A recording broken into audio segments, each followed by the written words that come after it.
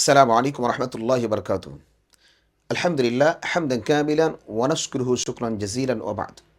সুপ্রিয় দর্শক শ্রোতা, আজকে রোজাদার ব্যক্তিকে ইফতার করালে কি ফজিলত সে বিষয়ে আপনাদের সম্মুখে আলোচনা করবো ইনশাআল্লাহ। তিরমিজির বর্ণনা, আল্লাহর হাবিব সাল্লাল্লাহু আলাইহি সাল্লাম বলেন, মান ফাত্তারা সাইমান কানা লাহু মিথলু আজরিহি গায়রা আন্নাহু লা ইয়ানকুসু মিন আজরি সাইমি শাইআন। আল্লাহর হাবিব সাল্লাল্লাহু আলাইহি সাল্লাম বলেন, রোজাদার ব্যক্তিকে কোনো ব্যক্তি যদি ইফতার করায়, তাহলে রোজাদার ব্যক্তি যে রোজা পালন করেছে সে যে পরিমাণ সওয়াব পাবে, ইফতার করানেওয়ালা যে ইফতার করাবে সে সেই পরিমাণ সওয়াব পাবে।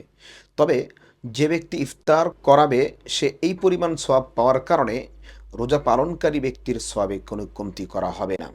এজন্য আসুন নিজেও রোজাদার ব্যক্তিকে ইফতার করানোর ব্যাপারে উদ্বুদ্ধ হই, অন্যকে উদ্বুদ্ধ করি। আল্লাহ চাইতে ইনশাআল্লাহ দুনিয়া এবং আখিরাতে আমাদের জন্য কল্যাণ হবে। আসসালামু আলাইকুম রহমতুল্লাহ বরকাত।